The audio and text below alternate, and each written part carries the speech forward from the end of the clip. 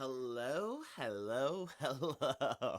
Ladies and gentlemen, we are live with yet another episode. This is episode 11 of Eric Johnston Live, coming to you live on Facebook. Live. There's too many lives in a row. I apologize. I don't make the rules, I just say them. Now, I'm going to start the show in a very tanned and Jersey Shore way. I'm going to admit I've taken things a little too far over the last 36 hours of sunshine. I am sunburnt. I am sunstroke. I am the son of bull. I have a bullwhip shirt on. Oh man, I really put this on first of all because I wanted to showcase first of all my upper body because I think it's fantastic. Second of all, I my body is too hot. I am physically too warm. I had a pre-ironed shirt, I pre-iron all my shirts. I had a pre-ironed shirt set for tonight, and I put it on. And you guys know me. I'm a big fan of the roll up on the shirt. Now, I had a pre-ironed shirt that I put on, and just having it touch my shoulders was too much for me. So I opted for the bullwhip tank. There's only 50 of these bullwhip tanks spread across Hamilton, Ontario, but I will do another print of bullwhip tanks just for this summer because my bullwhip t-shirts have sold out completely. So if you're watching right now and you want a bullwhip tank, let me know. I'll print you one in any size. But they're great for showcasing a sunburn slash suntan slash this is my Native American side coming up full in my dark skin. Now, let's talk about what we're going to talk about this evening. Now, I am known around town for being a, let's say, scaredy cat. I'm a scared individual. Now, hold on. I'm going to do some microphone tests because I feel that I'm coming in a little soft right now. And by soft, I mean light. And by light, I mean soft. And by soft, I mean I'm not coming in high enough. Oh, there it is. I adjusted my microphone. Much better. So now I don't have to yell into the microphone. Okay. So I'm known around the Stony Creek, Hamilton area as a scaredy cat. I'm scared of everything and anything. Now, what I've been doing recently with Eric Johnston Live is I've been talking about things that make me uncomfortable. I know one of two reasons why I do this. First of all, I did the drug episode. I don't do drugs. I'm afraid of drugs. I'm afraid of trips. I'm afraid of people telling stories about trips. But my reactions to people's drug stories are generally pretty funny because I'm like, what the fuck? And I live in this space of, I can't believe that you guys live this way. And general consensus for me in my mind and my reactions are generally pretty funny because I have these reactions where I'm scared. I'm scared.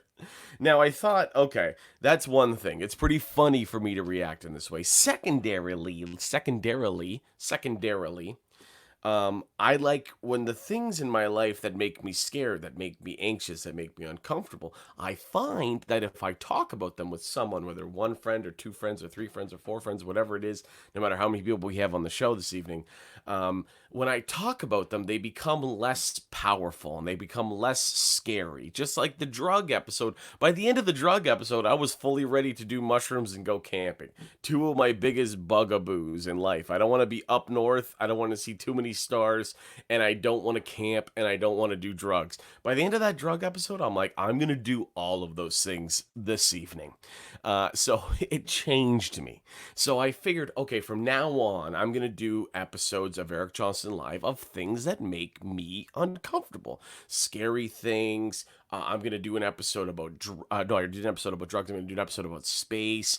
I'm going to do my biggest bugaboos in life. I'm going to have guests on. I'm going to have them talk about it and make me more comfortable with those things.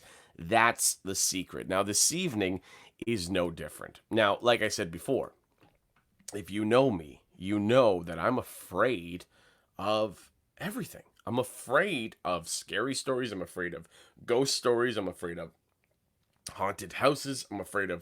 I'm even afraid of weird people. You know, weird people when you're talking to them and they're either like too into drugs or too into like scary movies even, or they're too into certain things where you're like, dude, I can't hang out with you. You make me uncomfortable. That's what I want to do. I want to be comfortable around these people. Now, my guests tonight are not these type of people. These are just friends of mine who happen to have scary stories. But on the show tonight, I want to talk about all things scary and spooky. Tonight's episode is called Too Spooky because whenever I'll bring it up again just because I think it's hilarious. Too spooky because whenever anyone starts telling me a story that I feel would make me uncomfortable because it's too scary, I literally just say out loud, too spooky. This is too spooky. And people know in my life to stop telling the story. Now, I will remind everyone, as I always do on every episode of Eric Johnston Live, and I appreciate you guys tuning in every week. If you can see me, please share this stream. I've already seen a fair group of people sharing the stream. Patrick Gagliardi, who is our special guest co-host on the show, he's shared it. Dave Diedrich has shared it. Nathan McGuire, who's going to come again on the show again tonight. He was on the show before, but he's got a great scary story and a bunch of scary stories. I'm going to have him on the show. He shared it. Chuck shared it. Comedians sharing humor during COVID-19. The Facebook group that has over a couple thousand Facebook members has shared it. But if you're watching right now and you can see me, I would appreciate to the nth degree, to the most prime degree number. I don't know. I almost failed math every year in high school. Whatever that wordage is of, I would appreciate it to a very high point. I would appreciate it. Now tonight, Holly and I, my sister and I, and Kathy Johnston as well. We were drinking in the sun today, so we effectively drank the house out of booze. But right now, I'm drinking like Ned Flanders would. I'm drinking a white wine spritzer, because there was only white wine left in the house. So I just got a huge pint glass, filled it with some ice, and I put some white wine and some soda water in it. So tonight I'm drinking a white wine spritzer. Just because I feel like you need to drink when you're talking about something that would make you upset. Now, also, anyone who's watching the show, anyone who can see me right now, I appreciate you sharing it. Those who have shared it, I appreciate those who are liking it. Also, if you are watching the show right now and you have a scary story, if you want to come on to the show, as always, I will copy and paste the StreamYard access code to this live stream. I will put it on right now. I will have you, here we go. I will have you on the show and tell your scary, scary story if you have one. I have a hard time with S's. I'm having a hard time this evening with scary, scary stories on the StreamYard show. A lot of S's in a row there. But I will tell you, if you want to come on the StreamYard show and you want to talk about scary, scary things, I'd love to have you on. Spooky stories. Now I have a couple of my own. Okay, so we are ready to come onto the show. I have some amazing special guests lined up, as I always do on the Eric Johnston Live show. First of all, second of all, third of all, I don't know. I think we're at seventh of all. I say first of all a lot, but seventh of all, I want to give a special shout out to the people who continuously watch this show. I've calculated and looked on Facebook Insights that every week over 500 people watch this show live. Now, not 500 people at a time. Right now, there's 14 to 15 to 20 to 22 to 23, back to 14, back to 16, back to 25. People are coming in and out of the show, but by the end of the show, over 500 people have tuned into Eric Johnston Live. So the people who continuously come back and watch the show, I love you. I appreciate you. Thank you. Thank you. Luigi Costanza from Laval, Quebec, Montreal, Quebec, my friend, my French-Canadian, but also Italiano friend. Luigi has said, what's up, Eric? Luigi has a brand new show on his Facebook called Agree to Disagree. It's a hilarious show. I was his first ever guest, and they just talk about things that people agree or disagree on. It's a great show. Now, I'm gonna get the show started. Now, this guy and I have known each other for a number of years. We found out that we knew each other in grade 12, a Montreal trip. The I don't know what they're called, best break tours or breakaway tours, where different high schools get a bus full of teenagers who happen to have $500. They take them to a hotel in Montreal, and you get the drunkest you've ever been for 3 days. We realized that we knew each other then, and then there were some girls. I don't know if he went to BR or STM. We'll have to ask him when he's on the show. There's a bunch of like super hot chicks who were like, "Oh my god, you're so funny. You remind me of my friend Patrick Gagliardi. He's like, you guys are like the same, like big." Funny Italian guys, and I was like, well, I'm not Italian. Okay, but he's Italian and he's so funny and you're so funny. So that's how I became aware of our special guest co-host. We became aware of each other again years later, where I was cast in the world's worst reenactment movie about I was cast as I don't even know what I was cast as, a guy who was who gets raptured. I don't even know what the movie was called. When Patrick comes on the show, he'll tell us what the movie was all about. Patrick cast me in this movie. But the craziest part about this movie, and Patrick will tell us more about it, is the craziest part about it is it was sold in a double DVD set with a fucking, I don't know, Mel Gibson or someone. What's it? Well, I'll wait for Patrick to come on. Some big celebrity. What's the guy that everyone hates? Not Chevy Chase. Doesn't matter. Patrick will tell us when he comes on the show. It was a double DVD set, so this terrible movie that I was in about the rapture ended up being like the second most sold DVD in the United States. And then I became aware of him yet again when Patrick started his TV show called Corkscrewed. It's a TV show. It's a wine show about beer drinkers. I'm going to play you a very quick trailer from his TV show Corkscrewed, and then we'll bring him on the show. Please, I'm going to say please welcome. Watch this and then welcome Patrick Gagliardi. The dawn of time. One beverage has daunted the masses like no other. Until now. Two men have embarked on a journey of discovery. Gladiators of inquisition. Warriors of wisdom. Champions of insight.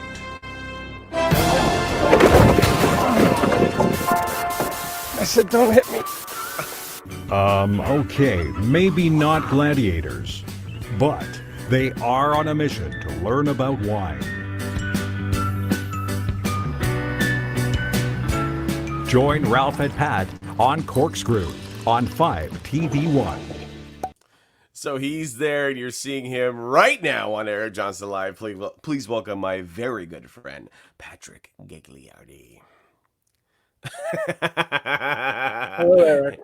Hello. Thank you for the invitation. No problem. Welcome to the Too Spooky Show. So the reason why Patrick is dressed like a mall vampire that got fired is because this show is about being too spooky. This episode is all about scary things. But before we get into our scary things, I need to ask you about that movie that we shot. It was about the rapture, which was a scary experience in its own. First of all, I appreciate you casting me in that movie. Thank you very much. It's part of my IMDb page. I'm not even sure. I think it's called The Rapture. But please tell the people of Eric Johnston Live what that show is all about. It wasn't Chevy Chase. Who hates Chevy Chase? No, well, other actors hate Chevy Chase, but that's some inside of the actor's studio stuff. It was The Rapture starring Nicolas Cage. Nicolas Cage. Everybody makes fun of Nicolas Cage. I forgot who he was. He's a very vibrant person. He got into a little bit of trouble with his taxes and the FBI, but that's why we got him at a deal. Well, yeah, exactly. He sold some dinosaur bones to get out of tax evasion, as I've heard. I saw an Entourage. I don't know. So I shot. What did we even do? What was I even doing there? The main movie was with Nicolas Cage, and they shot it in Baton Rouge, Louisiana. But you were in the secondary. We did like a documentary explaining to people what the rapture was. Okay, so for people like you and I, like, what is the rapture? So So their big marketing plan was to be able to sell to the secular industry. They had to explain what the rapture was so that people would get excited. And so I got to like travel to LA and like all around the States and interview people about what the rapture was. And your part was, when they cut away, they call it B-roll. When they cut away, Yeah, to like a like a documentary, like a reenactment show. exactly, yeah. So I was reenacting the rapture. So when there's a priest or something in the States that's talking about, and then they get brought up to heaven when the Lord chooses in Ezekiel 4:17, then it would cut to you walking down the street and then your clothes just falling. Oh yeah, then my clothes would fall. I remember that. So I would wear something on a green screen and like just interact and just be a normal human being. And then you're like, okay, so now we're gonna cut away from you. We're gonna take everything you're wearing and we're gonna drop it on the ground. And I'm like, what movie is this? But I mean, it paid a couple $100. I was only there for a couple hours, and it advanced our friendship. So And if I'm doing the special effects for the movie, they're in some big trouble. Right? That's we'll true. just drop the clothes like this, and then You're that'll like- look good. You're like, it's on a green screen, so I'm all about production. You're By the lagging. way- Hold on, Patrick. You're lagging a little bit. You say something, and I see your movie like a Ah. Japanese film. Wait, try Is that again. better? That's you're way better. Look at you. Okay, hang on. When you directly yell into your microphone, it works better. How's that? Uno momento. Oh, I'm just dude, you're gonna great. You're great now. Oh, yeah. I know That's all you're. it took? I guess. I don't know. I don't run the program. I just host that a was the show on it. special effects. Is it still good? No, it's way Okay. off now again. It's way off again. Can you? Hold on, I think I know the problem now. Oh, dude. Wait. As soon as whatever you just did worked. All right. The craziest part about this Hello. is you're in film production. I know. I'm out in the country though. I'm out in the boonies. Is that better? Oh, that is much better. Yeah. Okay. So just going back to that film, do you know who the director was? Yeah, you told me this once before, and it was someone's dad that I don't remember, or someone's son or something. Someone's son. Was Don Cherry's son was a director. Don Cherry's son directed the movie about the rapture that starred Nicolas Cage in a full DVD version. He was the director of the documentary. I was the producer. Oh, God. Yeah, that was a So- fun day on set. I met some absolutely gorgeous chick who I ran into years later. And I was like, hey, Yeah. remember we were in that rapture documentary? She's like, yeah, that was stupid, and I have a boyfriend now. And I was like, well, good seeing you. If you want, I could rapture her boyfriend like that. I know you have a good skill for a green screen. Yeah. Now I'll get rid of him. Yeah, thank you. You'll get rid of him very quickly. Now, dude, I'm so happy to see you. We are old friends. too. You have this very successful TV show that started on Bell 5 TV, now available on YouTube, called Corkscrewed. Before we get into that, I want you to tell kind of just everyone the elevator pitch of your show. What's your show about? What do you do? Sure. Yeah, just kind of, I want to plug your thing. And actually, before I do that, I want Patrick Gagliardi, PGags_ on Instagram, also Corkscrewed TV, you can find him. So, Yeah. and if he does this ever again, he's off the show. Okay. What's the appropriate? Is it I that? don't, just none of it. None of this. I don't summon the devil on my show. I just want happy people. Although this is the spooky show, so we'll see. Oh yeah, you're getting haunted for sure after my story. Dude, Just wait. I'm hot and haunted today. Okay. So, tell us about your show. Yeah, everything that is your show, everything that is Corkscrewed TV. Sure. So Corkscrew TV. I'm not a wine drinker. I had no clue going into it anything about wine. Many people are in the same boat. So my partner Ralph the Groot and I, we made a show where two guys that know absolutely nothing about wine go into wineries. We talk to grape growers. We talk to scientists, winemakers, sommeliers, chefs, and we kind of joke around. But through that, we gain an education in wine, but it's a very it's a wine show for beer drinkers. So That's the tagline. That's the elevator pitch. It's a wine yeah. show for drink. And I've watched a couple episodes, and it is. You break it down for people who are try to think that they're pretend to be into wine, but you're like, hey, we don't know anything. Here's what we're learning, and that's really effective. So, is it still available to air on 5TV? If you have a subscription to Bell 5, then you'll find it there on their channel 1. But also, we just put it onto YouTube because everyone's at home isolated. So you could watch it, search Corkscrew TV on YouTube. Oh, great. Good. So, yeah, everyone watch Corkscrew TV, PGags _ and Corkscrew TV. And Ralph, your partner on the show. Not your life partner, although you guys are so close. Sometimes people think that. I know. You guys are a great team on that show and so funny. And it's just a great show. So, anyways, let's get to the topic of this evening. We're 22 minutes in and we haven't talked about anything spooky. I want to talk spooky, dude. I want to know spooky. When I messaged you and I was like, do you have a spooky story? I'd love to have you on my show tonight. You're like, I got lots. So you better fucking bring the heat because you set a lot of expectations. The people don't know, Sure. but I for sure know. So let's go with some spooky. Let's start with something spooky. What's your spooky? What's your go-to spooky story? All right, I'm going to start off with bang. You might not want to be friends with me after this one. You probably might not want to be in the same room. Okay. When I was growing up in Stony Creek, Yep. Stony Creeker, we lived in a house. I'm not the best at starting the story. We lived in a house. When I grew up, I lived in a home. You guys are going to be blown away by that. It had walls. You're never going to believe it. It had walls, guys.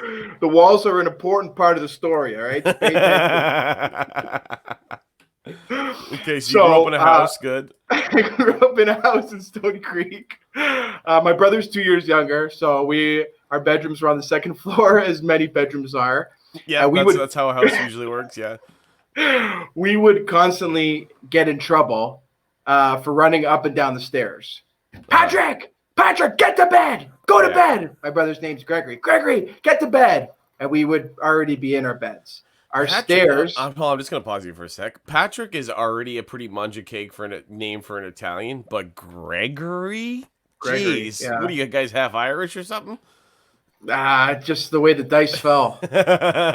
Literally, they were. Look at this beautiful dark-haired, beautiful tan skin, beautiful bellow of a boy. Gregory. I'm going to look at him and I'm going to name him Gregory. I don't know what happened there. We haven't seen him since. Jeez. Okay, go ahead. So, you and Gregory getting in trouble all the time for you running up and down stairs.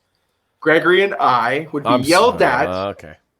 accused of running up and down the stairs because the stairs would creak all the way from the bottom all the way to the top. It wasn't like it was like a creaking, like as if someone was walking. So we would get dance. all the way up, all the way down to the point that it was like, hey, if you're coming downstairs, can you grab a Kleenex box or toilet paper? Like it sounded legit. Noticeable. So this is I was a kid, so I didn't think anything of it. It's normal. And then as a kid, I was terrified of my closet. Everybody, it's either under your bed or it's your closet or it's Funny about me, I'm quite comfortable in the closet. We're gonna get you out by the end of the show. That's another. We'll see. Okay, go ahead. I was terrified of my closet, which happens to be above the stairs. Oh. So spice it up a little bit more. It's not that spicy yet, but I was gonna say I can't wait for the spice. Right now you're working with salt and pepper. When I was growing up, I had something called night terrors. Oh, have you ever heard of that? I have those as an adult. No, these are the legit ones, not the, I forgot to gel my hair yesterday. These are like these are like, is this tan gonna peel or? To the point that I would be waking up, having breakfast in the morning, and my parents would come downstairs and just look at me. And I'd be like, what? It's early in the morning. What? Do you remember last night? It's like, oh, fuck, that's never good. What do you mean, do I remember last night? As a child and as an adult, that's not a good question. That's never good. was like, and they're both, it's not a joke. They're both white faced. Like, you don't, it's like, what the fuck happened last night? They're like, oh, nothing. They're trying to play it off cool. I was like, what happened last night? Like, oh, you were screaming in your room.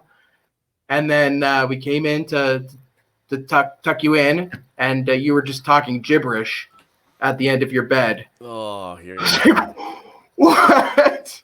No, please. Like, oh no, it's okay. It happens. It happens more often than you think. I was like, what do you do? Like, oh well, the doctor says that we can't wake you up. We shouldn't wake someone that's sleepwalking up. But so we just take you to get a glass of water and then kind of put you to bed. And I was like, well, do I say anything? Like what? Like, oh, it's just kind of mumbling. I was like, at the end of my bed, please tell me it's not facing my closet. Like, no, you were actually gesturing towards the closet. Yeah. Well, I was sitting at the end of my bed, which is facing my closet, talking to myself with these night terrors. Fuck.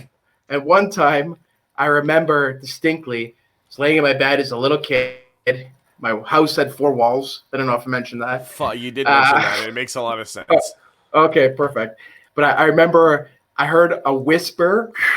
It was just one word, and I was so terrified that I just froze as a little kid. And all I could do was think, don't forget the word. Don't forget the word. Of course, I forgot it. But it was like a whisper from my closet. You don't remember the word. I just remember it was like, there was a lot of S's in it. But it was someone from the Thilibeth Foundation. No, a real S. Great S.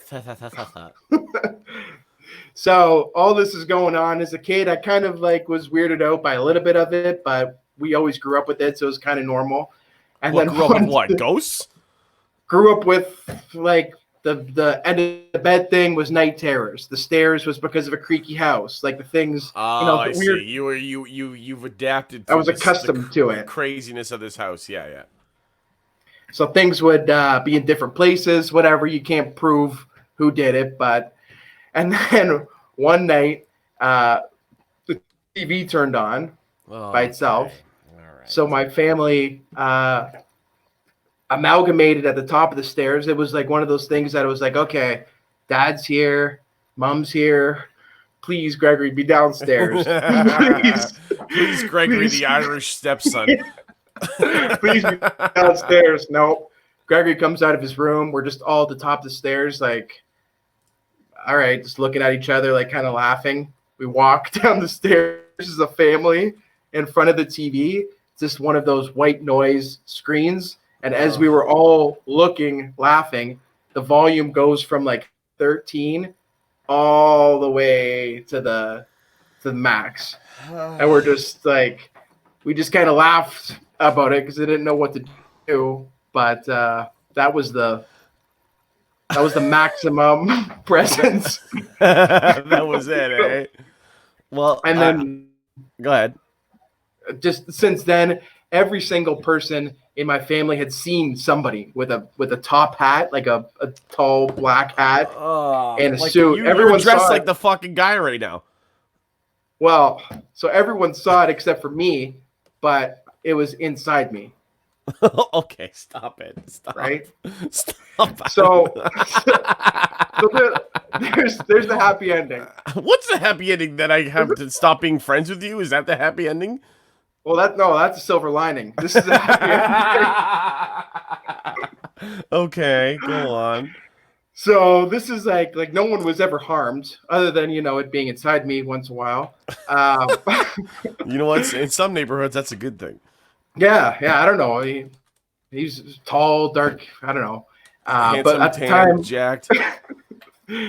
Great with his S's. Super funny. Has a great bit about Slipknot S's. So at the time, my mom, whose name is also Kathy. Oh, I saw that. She just shared it. Kathy with a C, though. Yeah. She worked for a naturopath, and there was like a naturopath, there was like a spiritual kind of healer, there was an energy worker.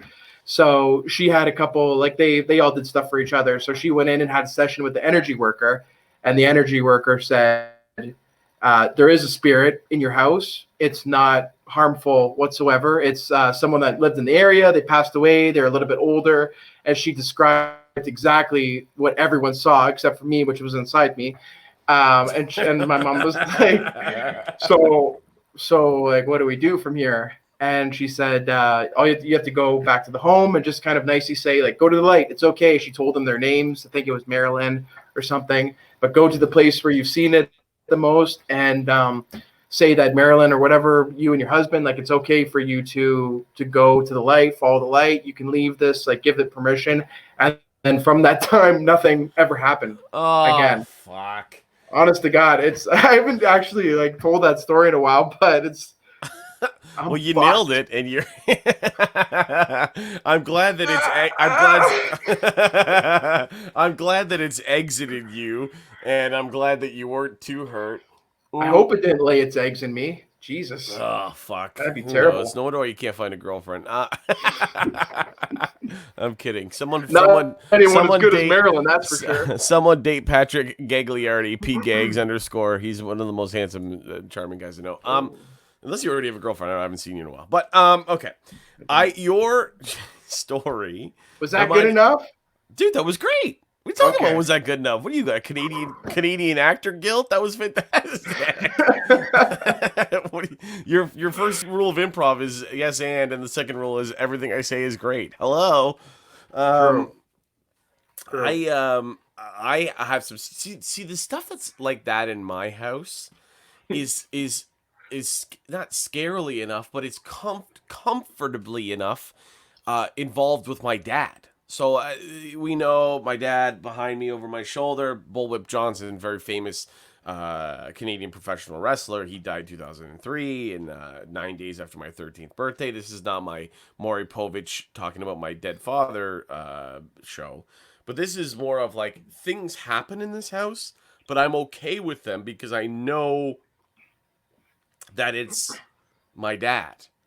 Which it hasn't happened in a while, but when I remember a couple of years after my dad died, my sister was going to, this is one of my sister's stories. She was attending Brock University because if you can walk, you can talk, you can go to Brock. So I went to Brock. I got early acceptance to Brock and I dropped out of theater school. So anyways, my sister did I went to Brock and I grinded with your sister at Isaac's once. So. Okay, I'll kill you. Anyways. My sister went to Brock University for communications on Tuesday mornings or something. She had I just knocked my mic out of position. Okay. She had a very early morning class that she had to be in St. Catharines for 8. She lived here in Stony Creek. So, which means she had to get up at like 5:45 to get in the shower, to get ready, to get on the road, to be in class for 8 o'clock at St. Catharines, which is about a 40-minute drive. Now, one morning, this was like, I think this was like, my dad died in 2003, which would have made my sister 18. She was probably 19, 20. So this is only a year or two after my dad passed away in 2003. She got up at 5:45 in the morning to go down and shower to go to this class at Brock University. And she walked into the downstairs bathroom, which was my dad's bathroom. It was known as, like, it was the guest throne. It was the guest bathroom, but it was my dad's bathroom. And now it's since become my bathroom, where it's like covered in paintings of bulls and wrestling promotions. And it's just very much a man's bathroom, and it always has been. But that's where the shower is. So my sister woke up at 5:45, went downstairs, and she went to go jump in the shower, and she opened the bathroom to my dad's bathroom. The door was closed for some reason. That door's never closed unless someone's in it. She opened the door, walked in, and the entire bathroom was full of steam, like someone had just taken a shower, and it smelled like my dad's aftershave. Like my dad had just taken a shower. And my sister obviously was like, holy fuck. So she ran upstairs to my mom's room. She's like, did you shower downstairs? My mom's like, sleeping. Like, what? She came into my room. I'm like 14 at the time. She's like, did you just shower? I'm like, no. And she was obviously scared, but she was comforted in that moment at the same time, where it was like a scary thing, but it wasn't like a random ghost. It was like the spirit of our father who died recently. So it wasn't scary, but also pretty fucking scary. Like, can you imagine going into a bathroom that was full of steam and smelled like your dead father's aftershave? Like, brute? Like, That's holy like fuck. that's like you know how the alien hunters or whatever, they have different levels. There's like, if there's physical evidence, then that's another Mhm. encounter of another kind. That's like there was steam, like there was physical, Yeah, like you she know, like saw it. Like she walked into a steamy bathroom. And my sister is 36 years old now at this point. She still swears to this day at 19 years old that happened.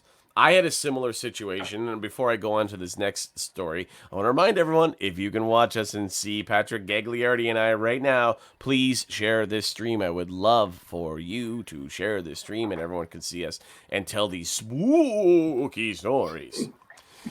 Um, you were talking about the sound of the stairs. Now, I've lived in this house since I was born. I was born in I was brought home in a bassinet into this very bedroom that I'm connected to the attic, which my office is in. I know every sound in this house. I've had girlfriends where they've been sleeping here and they hear a noise in the night and they're like, "What is that?" And I'll be like, that's the downstairs fucking whatever that thing turned on." And I know it, what every sound in this house is because I've spent 30 years here. Now, I remember one morning, I think I was in high school, or I don't know, late high school. I was laying in bed and I used to do this thing. So I had second lunch, third spare. So if I skipped first, if I didn't go to first, I got to sleep until like 12:15 and go to fourth and fifth. It was and was fantastic. first like drama or First something, was no, I would never skip drama class. Hello. religion. No, it was 1 year. I did that for 2 semesters in a row. One was first class was religion, and the other first class was creative writing. Like, hello. Uh, So, because I didn't take any math or sciences past grade 10, so you, no, me, Mr. hello. Mathematician. Mr. almost failed math 8 times in high school. He only took 2 classes, almost failed it 8 times. So, um, I remember there was a time that I used to skip first, sleep until like 12:15. Only have to go to fourth and fifth, which is fantastic because I live just around the corner from Newman, which was perfect. Get up, watch The Price is Right, eat breakfast, whatever. Now, this was years short. My dad died when I was in grade 8, so let's call this grade 11. So let's call this 3 or 4 years after my dad passed away. And I know exactly what the light switch in my mom's bedroom sounds like, and I know what the light switch in the bathroom sounds like. And my bedroom is between the two. Now, I remember laying in bed, sleeping up at like 11, waking up at like 11:30, sleeping in, and I heard like light switch in my mom's room, duck duck duck duck duck duck. Light switch in the bathroom, light switch off in the bathroom, duck duck duck duck duck. Light switch in my mom's room, light switch off in my mom's room, duck duck duck duck duck. Light switch on in the bathroom. Like it was just like it must have been 50 times back and forth. It was like duck duck duck duck, tink, chink, duck duck duck duck, chink, tink. Like you could have written a song to the rhythm of this light switch going on and off. And I remember being like, "What the like? I'm trying to skip first and sleep until 11:15 here, guys. What the fuck is going on?" So I finally like stand up to open my bedroom door to yell at my mom, being like, "What the fuck are you doing out here?" Or to my sister, whoever was out there, "What the fuck's going on here?" And I opened the door and nobody was home. Like it was Oh, just that is so creepy. it was just me in the house, and I remember being like, "Okay." I literally went back into bed and just lay there. I'm like, "That didn't happen. None of that happened. This didn't happen. None of that happened." So fuck yeah, I've had some shit in this house happen where I'm like, "Is that my dad? Is that?" Is that someone of another kind or whatever? But I've had some shit like supernatural shit happen in my life where also Larry Price is watching the show. Larry has some The great fourth kind. Yes, that is yes. one of the scariest movies Yeah, ever. so Larry watches a ton of movies, and Larry was my special guest last week. But I know Larry has a lot of great scary stories. So Larry, if you want to come on the show and if you can still see us, the link is in the thing. I'd love for you to come on towards the end of the show and tell us some of your ghost stories. He has written just recently directed and produced a small short documentary about a house that was haunted that his roommate and his friends lived in, that they had to leave the house. I didn't watch it yet because he sent me the link and I was like, "Larry, I'm so scared of that. I can't even watch it. I'm beyond afraid." And I'm busy. Yeah, and I'm also busy tanning and working out, dude. So, I haven't watched it yet, but I know he has some great stories. So, Larry, if you want to come on the show, I would love to have you back on. I have some. We're doing repeat scary stories, and repeat guests on the show telling scary stories. So, I remember I was in grade 12 and I auditioned for the Humber College Theater Performance Program, and which is a very hard program to get into. Um, and They auditioned something like 500 people a semester, and they accept 40. And I auditioned with my uh, Larry just said, if you watched, you would know that your description of the movie is totally incorrect. It just so what he did, he sent me the link for the thing, and it's called like Paranormal Roommate or Paranormal something. As soon as I saw the word paranormal, I'm like, I love Larry, but I'm not fucking watching this. So, Wait, Larry, I'm gonna watch it tonight. I'm gonna go back to my house in Stony Creek, right on the stairs, and watch it for you. So, anyways, Larry, if you want to come on and explain your movie, I'm sorry. I love you so much. You're one of my best friends in the entire world. But as soon as paranormal was in the description, I didn't fucking watch it. So, I was in grade 12. I auditioned for the not Vancouver Film School, for the Humber College Theater Performance Program. And I was laying in bed again, same, he put paranormal roommate. I'm sorry, just fucking come on the show and explain it. So, I was laying there having a midday nap because I would have, Oh my God. I'm a big sleeper. I don't know if you guys have picked up on that. I had another semester where I had first, second on, but then I had third lunch, fourth spare, and maybe fifth spare. I don't know. But I would go to school in the morning, come home and nap. And then wake up when my friends got off at 2:45, and we'd all meet up and they'd smoke weed and we'd skateboard and stuff like that. Typical Newman. Yeah, it's got typical grade 12 thing. I was driving my mom's Chrysler 300 at the time, so I'd pick them up and they would smoke dope. So I remember coming home from a nap, and I already auditioned for the Humber Theater Performance Program, which is again a very hard program to get into. And I remember laying in a nap. And I also know every sound in this house. I know what the mailbox sounds like. I know, like, I know what that exact sound is. It's the mailbox. And I was laying in bed and half asleep, half awake, whatever. And I'm just laying there, and I heard dunk, dunk, dunk, dunk, shrink, tunk, which was the postman coming up the front step and putting the thing in the mailbox. Okay. And I heard, shrink, dunk. I'm not a very good at special effects. No, I was thinking, I wish I put special effects in mine. That makes it way better. The stairs. Shrink, dunk. It was the mailbox. And clear as a bell, in the most clear voice. My dad had already been passed away for 5-6 years at this point. In the most clear as a bell, most clear voice I've ever heard my dad speak in post-mortem, my dad's voice said to me, son, get up, go downstairs, and take your acceptance to Humber College out of the mail. And I was like, okay. I stood up, dunk, dunk, dunk, dunk, dunk, ding, ding, ding, ding, ding, swing, dunk. I opened the mailbox. My acceptance letter to Humber College Theater Performance Program was in the mail. So, like, wow. That is pretty fucking spooky, but also comforting. So far, it's all like just heartwarming. It's like scary, heartwarming. I don't know. Like, thanks, Dad. Sorry to bring you into the show in a weird, spooky way, but oh fuck. That's a long okay. We need to go on and bring on our. Like to hear from a ghost, Father. That's a long sentence. Go downstairs, get your acceptance letter. That's not a whisper. He had his son. Yeah. I was gonna bring on Nate first, but Larry has a hard out, as they would call in the industry. A hard out. Where he can only come a hard on, nice. And a hard out. He's going to come on the show quickly. He's going to tell his quick story. Then he's going to leave. Then I'm going to bring on Nate again. And then we're going to do the rest of the show. But you guys know him from our very special co-host last week. He has the #1 documentary right now called Paranormal Roommate. He's a very good friend of mine. Please welcome back to the show, Larry J. Price, everybody. Hello, everyone. Hello, Patrick. Nice to meet you. Hi, Larry. Let me just say, first of all, the documentary is called Paranormal Eviction. That is the title. Okay. Okay. Eviction, roommate, house. You gotta give me credit for. As soon I only got to the word paranormal, and I was like, "Fuck that." Right. Let me explain what the actual plot is. This is a real thing that happened about 8 years ago.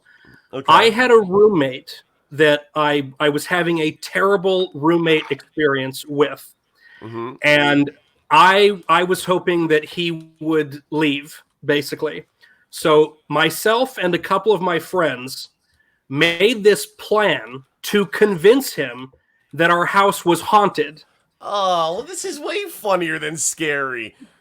Right. And our goal was to do a number of things that would convince him that the house was haunted, and he'd be so scared that he would want to move out. That's what Okay. it's about. Oh, well, fuck, now I gotta watch it. Wait, Larry, did my parents hire you to scare me out of the house? Because that's when I moved away to school. Yeah. As soon as you're Yes. like, he lives underneath the stairs. Those who have watched the show No, before I came on already- here for another reason. Okay, To I want reveal to. that your parents paid me. I will tell you, everyone, Larry J. Price on Instagram. He's been on the show before. I actually didn't even have to create a new banner for him because he was on the show so recently. But Larry, do you have some sort of spooky story? I'm sorry.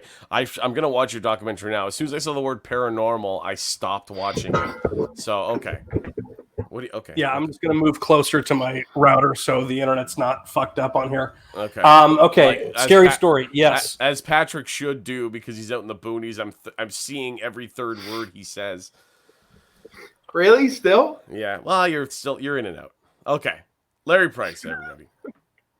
Okay, so when I was younger, I lived next to a house that definitely, I would say, has to be haunted. Across numerous families living in this same house who all expressed that there was some weird things happening in this house. I befriended a couple of kids that lived in this house, and they would tell me about bizarre things that happened there. And I never really believed them. I didn't want to believe them. I figured they were just making stuff up and trying to be cool or whatever and tell me that something scary happened. I got a camera that had night vision on it, and we started walking through their house at night, you know, just being kids trying to film something, and we never caught anything on camera. However, there was one night where we were outside the house in the front. We were riding those Razor scooters around in the street, you know, having a good classic time. Razors, the ankle destroyers, yeah. Oh, yeah, for sure. And my friend, his bedroom window was at the front of the house. And I was just it was nighttime. I was standing there just kind of zoning out. And I looked toward his window, and I could see through his window that his curtains were open, and I could see that his bedroom door was also open. And it was dark in his room. And I could see his hallway light shining through the bedroom door, through the window, out to me on the street. And as I'm standing there zoning out, I see that, I mean, from what I could tell, was the very distinct silhouette of a man walk into his room and shut the door. I see this man shut the door. I don't see any facial details. It's just a silhouette, right? Now, I don't think anything of this at first. I just figure, okay, somebody went in the room. And then, like a flood of bad memories, all of the ghost stuff that he mentioned, all the weird stuff he ever talked about came back to me. And I said, dude, I just saw a guy walk into your room and close the door. And he goes, what? I said, I'm not kidding. Look at your door. It's closed. I just saw a man shut it. And then I was thinking, oh, well, what if it was his stepfather who lived there? Well, the problem with that is that his stepfather was not there. He was at work. I then thought, okay, well, I mean, it definitely looked like a man, but maybe I'm wrong. What if it was his mother? And the problem with that is that his mother, let's just say, did not fit the physical shape of this man that I saw. She was more of a George Costanza rather than a Kramer. She was bald. I'd say that's more accurate. Sure. So Okay. we go in the house, and I told his mom, I said, listen, I'm just letting you know, I just saw a man walk into, you know, your son's room, and I mean, the door's closed. Like I watched someone walk in. So we go back there, and she had this. They had this Mickey Mouse telephone, like this giant telephone, that she grabbed and used it like it was going to be a weapon, as if she was going to knock out whatever man was in here with the Mickey Mouse phone. We go down the hallway. Sure enough, we get to the door, and it's closed, just like I said. And we're about to open the door, and I'm thinking, okay, listen, there's either going to be, a man in here who is breaking in or hiding or something, or we're about to open a doorway to another like dimension or something, Either way, there's nothing good on the other side of this door. No. We open the door and there's nothing. It's just pitch black. There's nothing in the room at all. And that is probably like the one solid encounter that I've had where I'm like, there is no way anybody can explain that. I know what I saw. Yeah. I saw that door close, and that's it. Oh, fuck. Wow. I've had, situation like that. Actually, after my sister, where she called me. She's like, "What are you doing upstairs?" And I was like, "I'm not home." She's like, "What are you talking about?" She's like, "I just heard you and saw you. I was out front smoking a cigarette or whatever on our driveway. I just saw you walking around your bedroom." And I was like, "Holly, I'm in Toronto right now, or I'm in wherever the fuck I was." And she's like, "Oh my God." And you just hear like, again, sound things. Her open the front door. She's like, "Okay, so I'm outside now. Can you come home now?" I'm like, "Well, I'll be home in an hour. Just don't lift the mailbox because everyone knows what that sounds like in this house." That's but insane. yeah, fuck, dude. I don't know, man. This shit scares the fuck out of me. But like talking about it, I don't know. So Larry, well, I tell you what, Eric, I'm going to take off right now, but please watch my documentary. I hope you enjoy it. Now that I know love that to hear it's what you not think, actually fucking scary, Paranormal Roommate, the number one. No, I will Eric, watch if you have that email still, if you have the email with the link, if Patrick wants to watch it, feel free to send it to him, okay? Yes, I'll send it to him. Thanks, Larry. So, and anyone else who wants to watch it, I'll send it across. Larry's All right, guys. a star. Larry Price, everyone, I love you, dude. Good seeing you. Thanks for coming on quick. Rock on, Larry. Larry Price, everyone, my very good friend and very good storyteller, and thank you for coming on and seeing the people. Larry J. Price on Instagram and Facebook. Anyone wants to watch his mini documentary, I'll send it to you on his permission. Now, this next guy coming on to the show, he's been on the show before. He's one of the most interesting guys I know in the world, and he messaged me right away and was like, "Dude, I got stories. I know I've been on the show before, but I got fucking stories." And I was like, "Dude, it's totally cool. I'd love to have you on the show again, especially if you got stories." He is known. Oh shit, yeah. Holly, my sister. Before, actually, you know what? I'm sorry, Nathan. This is actually a very quick story that my sister told me, or she told me. This is her Max 13 story. Do you have a lighter going, Patrick? Is that are you afraid of the dark? Just make see if there's a present. It would work better if you turned off the lights and had better Wi-Fi connection, because it just looked like you were setting yourself on fire. Maybe I will. I will tell my sister's Max 13 story. Holly's in this house right now. She could come up here and tell it, but I'll tell it because I think she's half in the pale anyways. But her and I have been drinking in my Uncle Craig's backyard since noon. I was just like, "Oh, I got a show to do," and she's like, "I don't." So she kept going, and I had to pull out Spritzers. white wine, spritzer. So my sister lived in the house on Charlton Avenue in Hamilton. Nate, I'm going to bring you in a sec. I see you, buddy. So my sister lived on a house at a house with her two friends. It was Holly, Alice, and Michelle. I'm sorry, Holly, Andrea, and Michelle. They called it the Ham House because they were girls who had just turned 30 and they were just getting fucked up all the time and drinking. My sister came out with type 1 diabetes at the end of it. So she, which is the only reason I bring it up is because it's in relation to this story. So my sister was living in this house when my sister was actually diagnosed with type 1 diabetes at age 30, which is the highest or oldest like type 1 diabetes is juvenile diabetes. So you get it yet generally as a child. And as older you get, you have less of a chance of being diagnosed of it. My sister was diagnosed at age 30, which is something that she obviously wasn't very prepared for. She's still managing it now. She drinks low sugar ciders and she has a good time. And she does very well with her health. Other than booze, white wine, and cigarettes, she's a very healthy girl. So she got diagnosed while she was living in this house. Now, this house that she lived in with it was Holly, Anja, Michelle. With Anja and Michelle, they were known, first of all, to party there, but it was also known as like this old house. This house was like 100 years old. And it was like a very beautiful, like brownstone walk up with exposed brick interior, like one of those like hipster-y chick houses that 3 chicks would live in. Anyways, my sister lived on the top floor, which on the one wall was a completely exposed brick wall. Like with just like the red brick, like a brick wall, exposed brick. Hey, I think we talked enough about walls on houses today. Okay, 4 walls, it was brick. One of the 4 walls was brick in the house. And my sister got diagnosed with type 1 diabetes. And if you know anything about being diabetic, you shouldn't have your sugar over a certain number. Now, for different people with different weight classes and stuff, that number is different. But basically, you want to stay under 10. Your sugar count wants to remain under 10. Now, my sister was hovering when she was first learning how to manage her diabetes.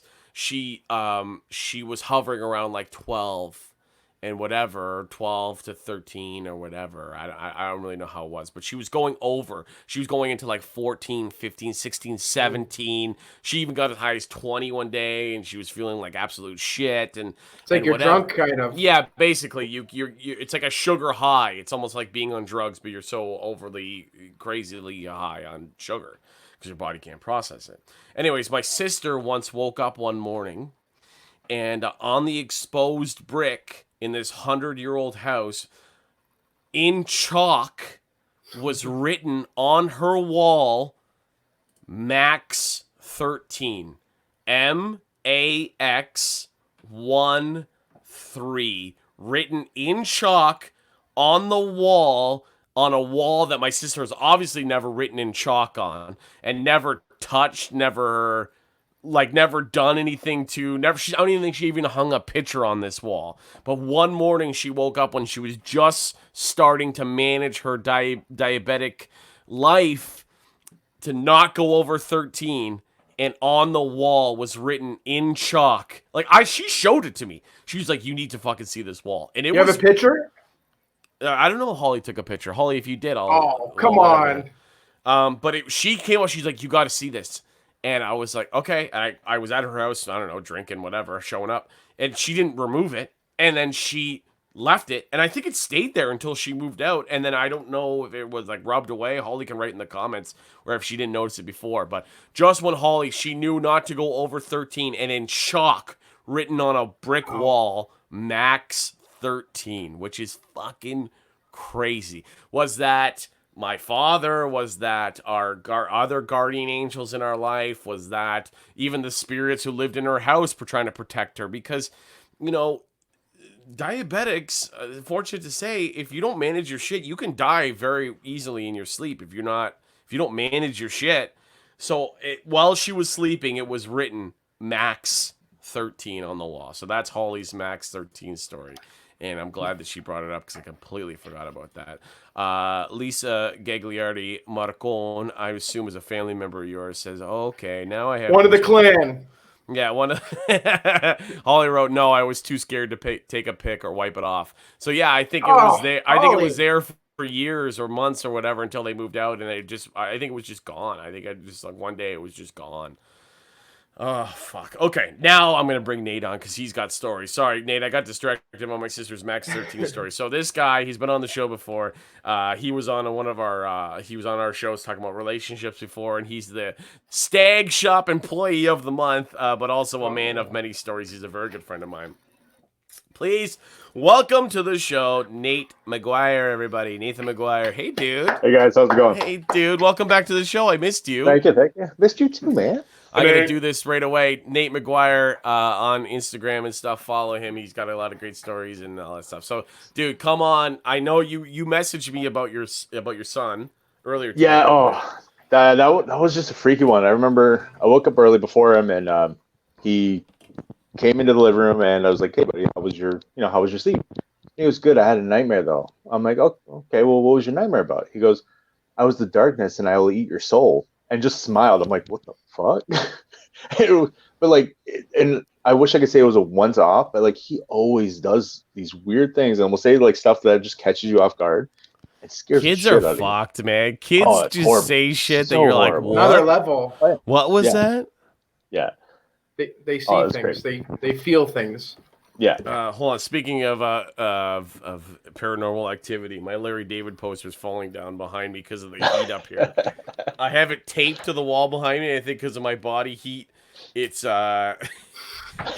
separating from the wall. So Larry David's coming down for the night, guys. 'Cause my next fear was it dropping on my forehead. Okay. So I know the kids are, dude. The kids are. I remember. I'll do a quick story.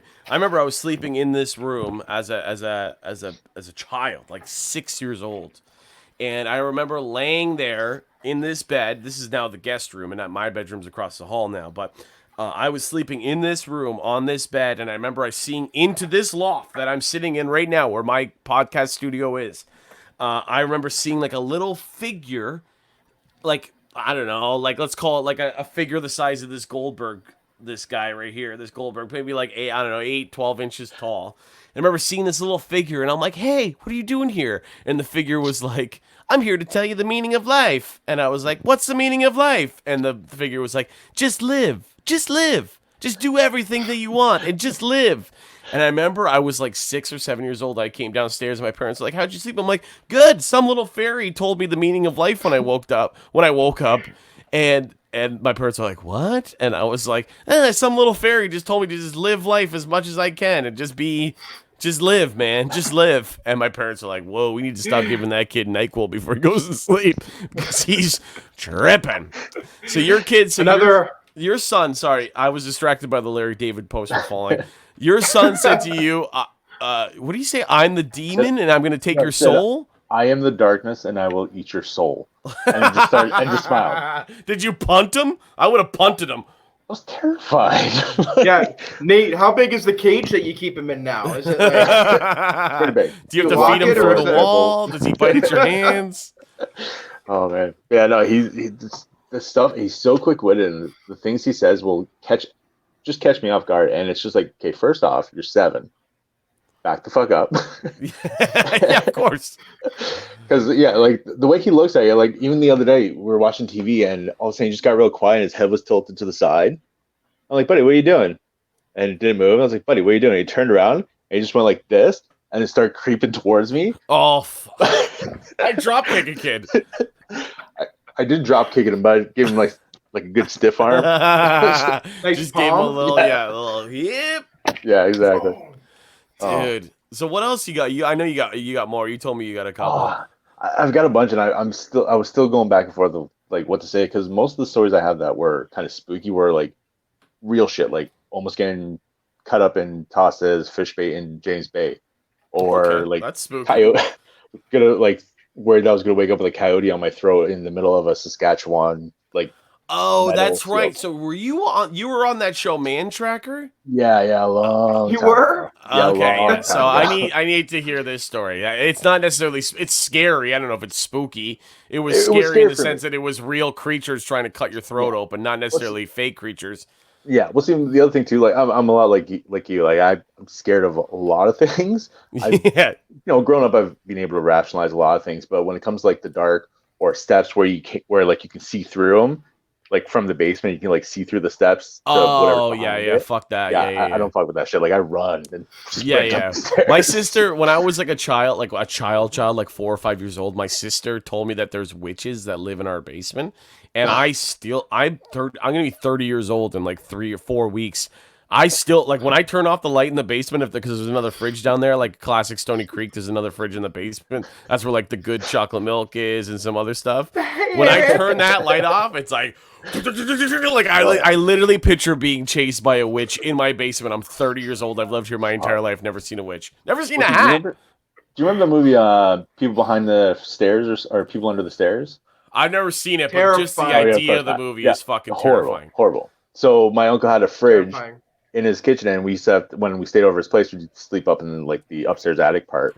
But you have to go in front of the fridge, and then the stairs were basically over top, and it was like in a little cubby hole, the fridge. Oh, okay. And the one day I was kind of looking in there, I was like, "What's behind there?" He goes, "Have you heard of the People Under the Stairs?" And at the time, like it was a big movie, so I was like, "Yeah." He goes, "Well, there's people behind the fridge too," and then just walks away. I'm like, "No." I didn't see where this for a long time. Yeah. So the Man Tracker one, I was on there. We were there for basically 36 hours. You have to get 36 kilometers kind of thing. Wherever you stop for the night, you stay there for the night. It's not like, they stop rolling and then they take you back to your nice hotel or whatever. You stay where you're at. Yeah. So I'll just give anyone.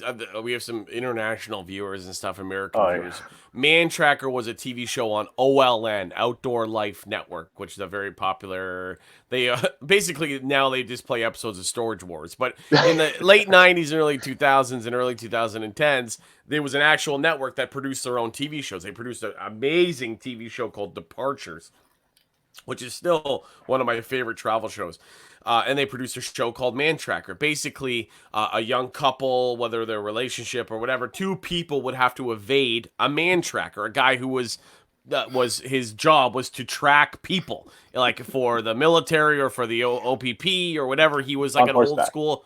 What's that? Oh yeah, on horseback. He would track people on horseback. And Nate was a contestant on this show, so I just wanted to give some people some backstory. Yeah, and the fun, a little side note, the funny thing is when I was on that, I was sending everybody like, yeah, go check out mantracker.com. This is the show I'm gonna be on. I sent like that link to everybody. I was like, go check this out. I'm gonna be on this coming like this next season. And finally, somebody's like, what's the show about? And I was like, well, it's me and my partner. We get dropped in the middle of the woods, and we have to basically run away from two guys riding on horseback. And they're like, okay, and what happens when they catch you? I'm like, nothing. The show's over. He goes, nothing happens? I'm like, no. He goes, I don't think you're sending me the right link. So I'm like, okay. So I clicked on the link I've been sending everybody. So the show was supposed to be mantracker.ca. Mantracker.com is a online gay dating site. So what happens? He finds you and he fucks you in the woods. That's the thing. Like, I said this to everybody, like my family. To your grandma, you're like, I'm gonna be on this show. I get fucked. That's amazing. Oh man, it was horrible. I just sent a lot of like, no, not this. Like, go to this just one. Sending a lot of apology emails. You're like, yes, Grandma, I know that you're Christian. Yes, I'm sorry. I heard that if you get, like, I thought so. If you get caught in mantracker.ca, then they send you to mantracker.com. Yeah. That's when the guy in the horse over again.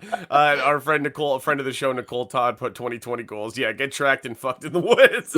You know what? With a lot of the stuff that's on the internet these days, I think that'd be also a successful show. Yeah. Okay, so you're on mantracker.ca, not getting you're getting tracked. Okay, go on. So for the whole thing's ridiculous because like we don't even get to meet the guy when we get there. We basically get dropped off at our little cabin thing, and basically the next day we go for the run. And so the first time we meet him is when he's basically chasing us down. So we're sitting on the hill, and the first meeting we have is all of a sudden we just hear like this horse like neigh or whatever sound they make. Yeah, we turn around and he's on the horse's hind legs. That was the first time we met him. That's a pretty good meeting story. Oh, it was horrible. How'd you guys meet? Oh, he was tracking me through the woods on a horseback. I saw his horse first, actually. Oh, he also told me one of the dirtiest jokes, and to this day, it's still my favorite thing I've ever heard in my life. I love it. Want to share it on the show or no? Yeah, sure. I can share. So this is everyone, for anyone who's watching the show. This is not Nate's joke. It's the Man Tracker's joke. Yeah. But if you want to send your complaint letters, it's at Nate_McGuire. Okay, go ahead. I know I'm gonna get an angry letter from him because actually I think he's on my Facebook. Man Tracker, the one from .ca, not from .com. Because that would be on Patrick and I's Facebook. So like it was it was a dirty joke, also kind of observation kind of thing, and it was just at the time I was super young. Like this is going back what 2005, I think it was. Something Yeah, like so it was a long time ago. you were just So like you were 20 basically. yeah, yeah. Yeah. So we're talking, and he was talking about like other contestants and other girls and stuff like that, and he was talking about like fame and all that kind of stuff. And I forget who he was talking about it specifically, but he just turned to me and he was talking about like how small she was in petite, and he turns to me and he goes, and he's been drinking, so he So goes, that helps with the show. yeah, It's a man tracker. yeah. So, and he goes, she's the type you stick it in soft, let it grow, and listen to the bones crack. Oh my god. I fucking died. I Oh my absolutely god. died. It was my. It was. Again, ladies and gentlemen, that was not Nathan's joke. It was the man tracker. I don't even know his name, but if you want to find out who wrote that joke, follow Nate _Nate McGuire. It was seriously, like to this day, the best experience and my most favorite part of the A entire drunk thing. man tracker telling you the dirtiest joke you've ever heard. Exactly. Oh, that's so good. He's like, now go run in the woods, boy. I'll find you. He's like, I'll stick it in soft with you. That was what I was Jesus afraid of. Christ. He's telling me this. I'm like, okay, so I really don't want to get caught now. my You're like, are you God. sure this is .ca or is this .com? Because that joke leads me to believe that it's .com. No, He's that's on both, just different not work costume in the one. second one. And Nicole put again 2020 goals. Oh, Nicole, we'll find you, man. So, Yeah, so so you're in the woods did being right. tracked. You're being tracked by the fucking most disgusting guy in the world. Go ahead. So we basically set up camp for the night, and literally our camp is just a sheet on the ground. We found on like, and we're on a hill, completely exposed. Like there's no like every man tracker show, it's like them in this big forest or whatever, and us it's Saskatchewan, so there's no forest. It's just Yeah, you could see him flat tracking land. you from a day away. Yeah, exactly. So we laid down and we're like, okay, no, we're just gonna calm down, go to sleep, try to wake up, and hopefully be fine. And as soon as the sun starts going down, all of a sudden we hear coyotes howling, and we're like, oh, this is great. This is no good. Oh yeah, but like, and I'm not talking like one or two, like all around us, and just getting like louder and louder, just the howling. And I'm sitting there, I'm like, I'm not going to sleep. There's no way. I think I got maybe like an hour sleep that night, and the rest of the time was just like shivering and just like eyes wide open, waiting for like something to come by. Holy fuck. Can you imagine? Okay, so you're being tracked by a guy who will fuck you to death. That's one. You're in the middle of the prairies. Yeah. That's two. Already scary. I'm already afraid of space alone, so just the idea of being out in the middle of the prairies with nothing but space above you, that's fucked. But third of all, you're sleeping on just a sheet, which is not protecting against any bugs or ticks or Lyme disease. Well, no. So originally, like it was like this little tarp thing, and he's like, "Oh yeah, I brought this because I'm gonna make a teepee," because like he was playing off his Indian background kind of thing. He's like, "I'm gonna make a teepee. We'll sleep in. It'll be awesome." So he gets there, but he didn't open it before he brought it. So we get there, he opens it up, and it's literally like 3 foot by 3 foot. Just a square. Just a square. I'm like, look at this square. I'm gonna make this into a teepee. Yeah. I was like, I don't think that's gonna fit. So like you already can't sleep because you're feeling like you're being tracked by the man tracker as part of the show and TV agreement that you signed. Yeah. But then you're being tracked by fucking coyotes, possibly wolves. Because let me tell you something: in the middle of the night, you're not able to be like, well, I think that howling is a coyote. I'm not sure. It could be a gray wolf who could kill me in one fucking shot. That thought crossed my mind, but like, you know what? Coyote's small enough. I might be able to take a coyote. I'll just keep saying the coyotes. Maybe I'll get through it. It's funny because when you were on the show before, we were talking about weird sexual fetishes, and something about you choking out a coyote just makes sense for you. Just You're like, picture so the I fur, it'll be handcuffed fine. it to a tree, and then I showed him who was boss. Oh shit, dude! So you're being tracked by man tractor and coyotes. I never watched your episode. I just know you were on the show. What happened? Did you? So you slept a full night, woke up, started running again, and then how long was it until he found you? So our thing was 36 kilometers. I got 2.8 kilometer, or no, 4.2 kilometers to the finish line, and my partner, he got farther. He got I think 1.8 kilometers to the finish line. Oh, did you bail out? Were you like, you hurt me your ankle and you're like, I can't do this anymore? Or... No, he chased me down, and I went to the slope. That's not fair. What's happening? Sorry. Is it your girlfriend? It's my girlfriend. Was she giving the real facts of the story and calling out your bullshit? No, but if I tell you what she's doing, she'd probably smack me. Is The she man naked? tracker Is she, fucked you. Tell is us. she, is Tell she us. doing a TikTok where she walks in and she's naked and you're trying to do a story?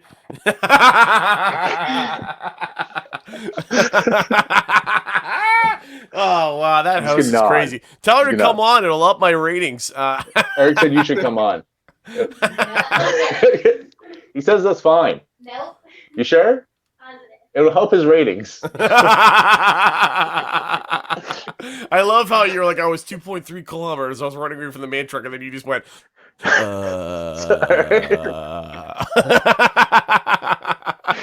Oh, that's nice. Relationships are fun when their girls are like that. Yeah. Just show. What was I saying? I don't know, dude. So I even lost track. No, he tracked you down. The man tractor was chasing you Oh, down. yeah. So, like, he came over the hill, and he just got close, so I ran down this little, like, coulee thing, which just had, like, a bunch of trees. Ferngully, yeah. Yeah, thinking, like, he won't be able to come in here. So I keep running. I look back, and all of a sudden he's, like, bounced down into the coulee right behind me, like, shit. Kept running, and then I just found a hole, hit it, fell on the ground, rolled, and he was right there. So I was like, well, that's me done.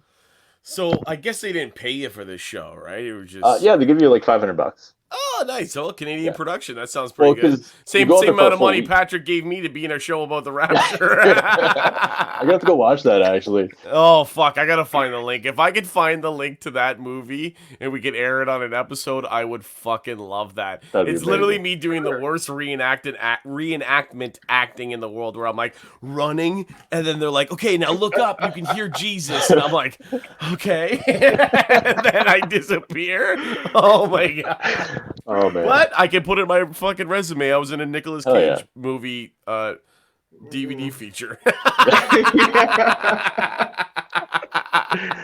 Oh shit. Oh shit. Any other scary stories you want to close out with, Nate? Yeah. Like that was my hardest part, is just trying to figure out something. Like there's the Just do a quick one because I know you got to go fuck your girlfriend right now. No, she's going to sleep. She has to work in the morning. Okay.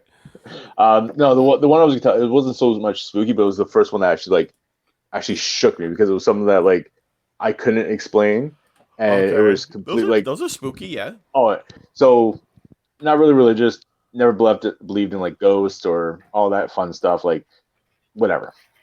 Not knocking it, just it wasn't my thing. No, and back then, like as Patrick Coppolino's joke says, I was raised Catholic, so I don't believe in God. So my buddy's mom, she was all into like tarot cards. Like she used to read my tarot cards. She was into crystals, like little spells and stuff like that. And the one day we're going to church. I'm like, I thought you guys didn't believe in that. I was like, no, it's a spiritual church. And I was like, oh, okay. Like, do you want to come? Curious. Model is try everything twice. The first time might be weird. So it's like, why not? Yeah. So we get there, and I'm thinking like a church, and it's this little tiny box-looking house in the middle of like Four Main Street, walls? Hamilton. Was it Patrick's old house? Yeah, 4 walls. Yeah, just 4 Oh my walls. That was God. it. Was there stairs too? I don't know. We didn't get that far. Yeah. So we walk in, and like it wasn't that big. Like it fit maybe 100 people in there, and so they're doing their little like protection things and their seances or whatever it was that they're called. The whole time I'm calling bullshit on everything they're talking about. Of Thinking like course. these guys are the biggest kooks ever. Yeah. And so at the end of it, they're like, hey, anybody who needs healing, come on up and we'll heal you. And so people, like, there's 4 chairs at the very front, and people go up and they get healed or whatever. And my buddy's mom was like, you should go up there. I'm like, no, I'm good. I'm good. You're like, you know what? I feel pretty healed already. Yeah. So finally she convinced me. I went up there, sat in the chair, and the guy's like, okay, I'm not going to touch you. I just want you to close your eyes and listen to my voice and just breathe. So the whole time, he never touched me. He just like waved his hands around my face and like my body and just like told me to breathe and like calming stuff. And the whole time I'm like, this guy is off his fucking rocker. Like, Yeah, how do people of get course. roped into this and think this is going to heal them? Like, there's no way in hell somebody just waving their hands is going to heal somebody. And so it happened for about 10 minutes. And then he's like, okay, so when I say, okay, you can open your eyes. I'm like, all right, finally, I can get the fuck out of here. Yeah. And he says, okay, open your eyes. And as soon as I opened my eyes, I started bawling, like Whoa. uncontrollably bawling my eyes out. and not like just like a couple of tears. Like I was hyperventilating because I was crying so hard. And You're like, like me after an emotional movie. yeah. So the Happens to guy me. comes over, and like another person comes over, and they're just like saying like, "It's okay, just keep breathing, keep breathing, keep breathing." And I'm like, "What the fuck is going on? Like, I don't understand what's going on here. This doesn't make any sense." And I was just completely shook. And they're like, "It's okay. This is all your bad energy that was pent up in you. This is all the bad spirits that have been hanging on to you this whole time." These are all the coyotes that have been tracking you. Yeah, yeah. So I was like, "Fuck." So I went back to my chair. And my buddy and his mom were just like smiling. I'm like, "You guys are assholes." Like That's this is fucked. horrible. But like, I can't even explain like how good I felt after that. It was ridiculous. Dude, it was a release. It was almost you felt almost as good as you felt right now when your girlfriend just walked by naked. Yeah, exactly. You're like, I'm free. Dude, Yeah. I've been to a psychic once, like a legit psychic in my life, and like I have my dad's signature. Where we are, there we are, webcam. I have my dad's signature tattooed on my chest. As we know, I'm very father centric, and I walked into a psychic, and I'm wearing like a full T-shirt. She's never met me. She doesn't know anything about me, whatever. And I walk in, and she sat down, and she's like, "First of all, I want to tell you that you look exactly like your father." And I was like, "Okay." And she's like, "And first of all, he wanted to say how honored he was that his name is part of your chest." And I was like, "Okay." Wow. So I was like, "This is too much." And we did a full hour session, and there was some amazing stuff that they told them, stuff that they couldn't have guessed and they couldn't have whatever. So I think what we're going to come to an agreement here towards the end of the show is that we don't know what's happening in our world around us. I think we have a certain understanding of a plane that we live in and that we exist in and that we are either comforted by or spooked by, or put it this way, I'm afraid of everything. And this episode was kind of very soothing for me, where it's like, okay, everyone kind of has these experiences. And between my Instagram poll, as I do for every episode, people writing their experiences, and I'm like, okay, so we're not alone in this. We're not alone in these experiences. But like, so the thing with the steam in the shower and my dad's aftershave and the light switches upstairs, if that was no connection to my dad, we would have sold this fucking house, because fuck that. But because it was connected to my dad and our relationship and all that stuff, I was comfortable and comforted, and I was like, okay, this is fine. I think as human beings, when we get that level, I mean, Patrick, you're fucked with the people underneath the stairs. It's inside me. It's not under the stairs. It's inside me. So you're saying you lost your virginity at a young age. But Yeah, even earlier than I thought. That's great. I know all your family is watching this, but that's great. You have a supportive family. But no, I think we can agree that we are surrounded by a plane of energy that we don't understand, that really will help us, will guide us through life. I know personally that my dad has saved my life on more than one occasion. And this is kind of an upsetting story for, I don't know if my mom's watching or whatever. My sister's for sure watching, but years ago we were in Cuba, a good group of friends of ours. We were all down in Cuba, and it was a bro trip. It was a rat trip. It was all me and my rat friends and my group of guy friends. There was like 10 of us. We're called the Rats, and we're down in Cuba. And we met this group of dudes named they are from Sarnia.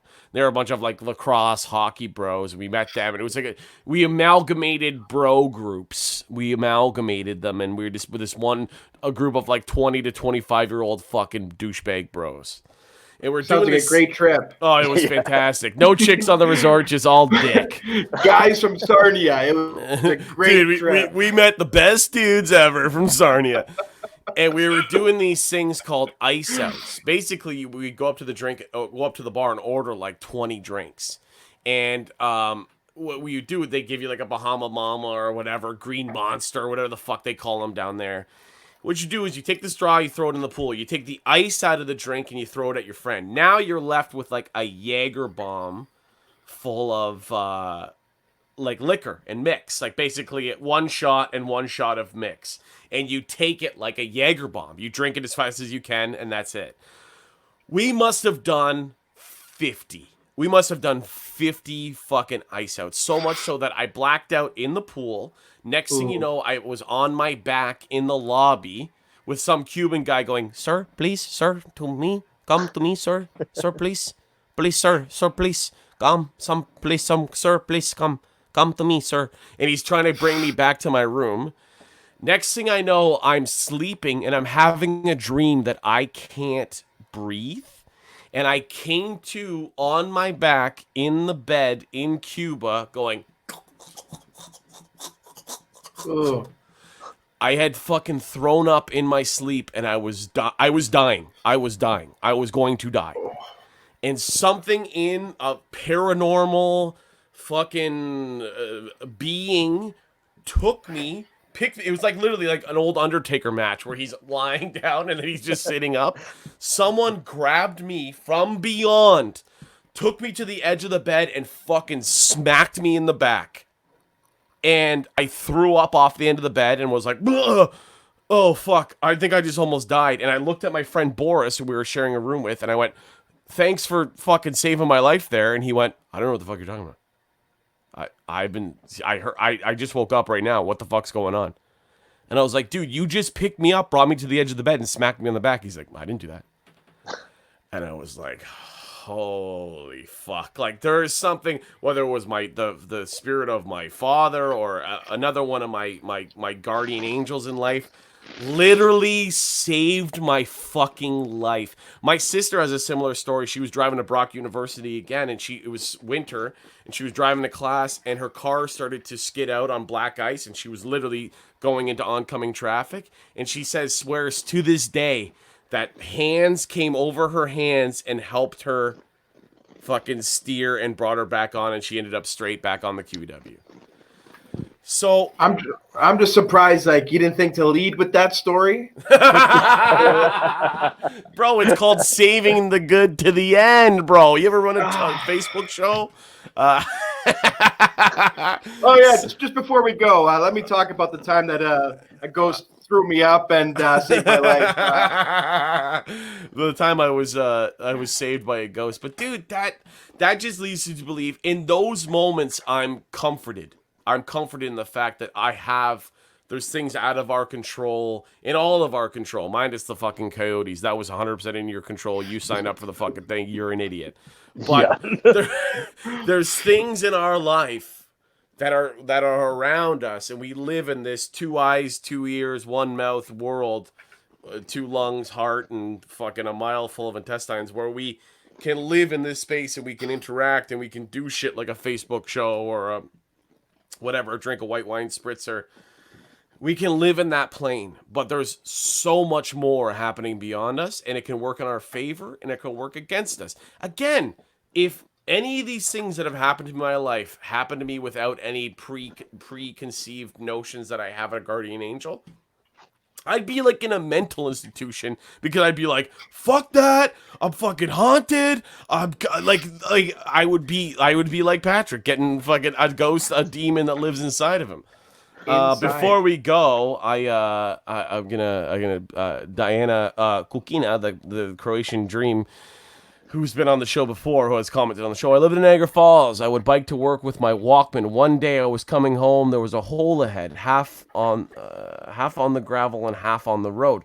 Normally, I would take the roadside. I heard a woman's voice clearly and calmly say, "Just go to the right." And I listened. As I went to the gravel side, a dump truck came barreling past. I would have died for sure. So, is that Diana's guardian angel saving her life? Maybe. You know, who knows? Who the fuck knows? I think Never know. You come up with these conversations, as much as this is a comedy show. You know, they say, you know, where people go, what do you think happens when you die? It's like, I don't know. I know my family who are still alive are going to be very sad. Other than that, I don't know. You know, I often think about Patrick. I don't know. They're going to be like, get that fucking guy out of here. He talks too much. Your mom's already like, this is where we're gonna put the hot tub. And this is where, hey, we already have a hot tub. She's gonna blow out the wall to my bedroom and do an ensuite. So I think that, but I think that there's this whole other plane of existence that we don't know, and it makes me nervous to talk about it, but it makes me comforted to talk about it. Where it's fucking spooky, and this is all very spooky, but it's like, there's a difference between campfire fucking scary stories where like, and then they were never seen again type stories, and then there was like, hey, I almost died in Cuba once, but my guardian angel saved my life. People were like, am I scared of that? I don't fucking know. Like, Nicole says, I've been told my relatives are chain smoking in the afterlife. Yeah. There's a great comedian out east, Jimmy McKinley. He says, I went and saw the Chainsmokers the other day, not the band, my parents. Boys, any closing remarks? Nate, anything to say about spookiness or scaredness or experiences going forward or anything like that? Actually, I've always had one trick to like kind of get me through, like, because like I said, even now, like if I'm with somebody, I'm usually okay, but like if I'm by myself in the dark, I'm not having a good time. No one is, and if Yeah. anyone is, they're the problem. Yeah. So and so the closet thing, like Patrick did, I had a closet that was at the end of my bed. So when I was sleeping, I could look at the end of my bed, and there was just a black hole in the wall. So how I got through it, and it's kind of how I've done things getting older, is whatever my fear is, I've made friends with it. Yeah, So, like, that's the whole when I point was of a this kid. show. Yeah. I'm scared of this shit, but I'm like, let's do an episode about it. Now I'm comfortably calm right now. Yeah. So like I for some reason my parents let me watch Chucky when I was a kid, like the first Child's Play, and I had a doll that kind of looked like that when I was a kid. So creeped the hell out of me. So the only way I could get over was I had to picture like he scared me, and then I was like, I gotcha. And then we were friends and laugh and all that kind of stuff. And that was the only way I could like get to sleep without actually thinking somebody was gonna kill me. Yeah, you're like, I'm buds with Chucky. Yeah, exactly. Oh, me and my bud Chucky, they're like, admit that kid into a mental institution. He's nuts. Oh, fuck, dude. Nathan, I love you, dude. Thanks for coming Love you back too, on brother. the show. No problem. You're the best. Nate Nice meeting you, McGuire, bro. At Nate_McGuire on Instagram and Facebook and stuff. And Holly said, happy your friend also thought Under the People Under the Stairs was the scariest movie ever. The worst. Yeah, It's my horrible. sister knows. Fuck that. Fuck all that shit. I won't watch a scary movie. I can talk openly about this, but if someone put on like The Shining right now, I would fucking run out of the house. But that's a whole other episode. Nate, I love you, dude. You're the man. Love you too, bro. Everyone follow Nate on Facebook and Instagram and stuff. And he's a hell of a dude with a hell of a family and a naked girlfriend who walks around. You better get in there quick before you lose your shot, pal. That's going to be the scariest part of your night She's if you probably miss that half one. asleep. Oh, well, wake her up. No, Take that's scary. I would take the ghosts and the coyotes over waking her up. That's true. Dude, I love you. I'll see you again, okay? Take it easy, guys. Have See a you, good one. buddy. Oh, Nate's the man. What a guy. Bye now. Patrick, any closing remarks on scariness, scary things, spooky things? I think this was a good episode. I think we learned a lot. We learned a lot about our guardian angels, at least. I know you had a lot of I know Italians. I know you have a lot of family members watching the show right now. Italians are big in that. Oh, you've got an angel, Bella. Bella, you have an angel with you all the time. That's beautiful. That's you. I get too much where it's like when someone's like, I appreciate the afterlife and angels and all that kind of stuff, guardian angels and stuff. But it's like it's funny to me when you'll be sitting in a backyard and a fucking butterfly will come by and someone's like, "That's your Uncle Frank. That butterfly's your Uncle Frank." It's like, no, he's not a fucking butterfly. That's a butterfly. If Uncle Frank came to me in a dream, that's my Uncle Frank. But because your Uncle Frank actually hated butterflies, so he came back as a butterfly. That's your Uncle Frank, the butterfly. I'm like, take a fucking. Like, relax. Oh God, you have any closing remarks, dude? Anything? Yeah, just in case for some reason I go missing. I think it started up again. Like a couple days ago, my grandma had a dream that there was someone walking. I live with my mom and my grandma out in the country. My grandma had a dream at 4:30 that there was someone like walking around the kitchen and walking around downstairs. So the next day. She told us about it. It's like, okay. Well, like she was kind of wondering, like, oh, was that a dream? Because I'm on the main floor, or was that you? Like, were you awake? No, I was sleeping. And then the following day, my mom asked me, like, oh, what time did you go to sleep last night? Like, and I was like, oh, midnight. She's like, oh, not 3. I was like, no. And then we were like yesterday, the day before, all sitting watching TV, and terrifying sound of Christmas songs started playing from the basement. Come So on. You went should down open the this. show with this. Well, this is current day. That was the past. Now this is like just happening. So go hold on. downstairs. Lisa says, what about a red cardinal? Do you have a red cardinal in your life that reoccurs? There's one that always banged the. Oh yeah, a red cardinal always banged the window at our old house, like right where all this stuff happened too. Like would run into the window. Oh, I forgot about that. God. Thanks. Thanks, Lisa. Thanks for bringing it up. Well, they say if a bird hits your window, someone you know is gonna die. That's like an old, like kind of like a riddle poem thing. It would do it The every story tells if day. a bird that you know hits your window, someone you know is about to die. It's like I haven't done the fact checks on that, but that's pretty scary. You have to know the bird. No, you don't know the bird. Sorry, I did. I added an extra. I apologize. I've been in the sun since fucking 11 a.m. I don't know if you guys can tell. But yeah, if the story tells if a bird hits your window, someone you know is about to die, and that's fucking terrifying. Like, there's all and old people too. I'm gonna round up the show with this. Old people love that shit. Like, old people, like, don't put your shoes on the table because that means you're dead. There's a lot of Italian superstition that's carried over. It's also Polish superstition that has worked its way into our family, in our neighborhood, where it's like Giuseppe the MC, comedian and MC out of Etobicoke, friend of mine, like, his beds, none of the beds in his house Feng fucking shui. face the door. Because they say if your feet, it's like a hospital. If your feet are heading towards the door, it means you're dead and you're leaving that room. So if you go into his house, none of the beds in his house face any doorways. They all face away from doorways, which is like a superstition thing. Does your family do any of that Italian stuff, or is it more feng shui related? No feng shui. It's more like energy related. There's little things like if you have this color near a window, it means that there's money coming in. There's like good energy, it's crystals kind of stuff. Well, you guys, so your whole family is part-time witches, then, is what you're saying? Yeah, Wiccans. We prefer to be called Wiccans. Okay, well that's where you got the cape. Yeah. Dude, I gotta close out the show because I always like to do about an hour and a half to an hour and 40 minutes. But I'm gonna kick you off. But this was great, dude. I love you. I miss seeing you. I used to see you every Wednesday at the Levity Comedy Club, and you and your life partner Ralph would show up there. And everyone, if you want to follow Patrick P Gags _ and also his TV show available on Bell 5 TV1 or now available on YouTube, Corkscrewed at Corkscrewed TV. You can learn everything you need to know about wine. Everything and anything you need to know about wine. My mom and sister can tell you a lot about wine, but they get their wine from Magnata Estates and it comes in a box. That's all we know in this house. But you're almost like a sommelier at this point. You've learned so much shit about wine. We know we started out at 0. I think we're at a 2 now, but there's just so much to know, and it's fun. Good. You learn about grapes and you learn about wrath, the grapes of wrath. Yeah.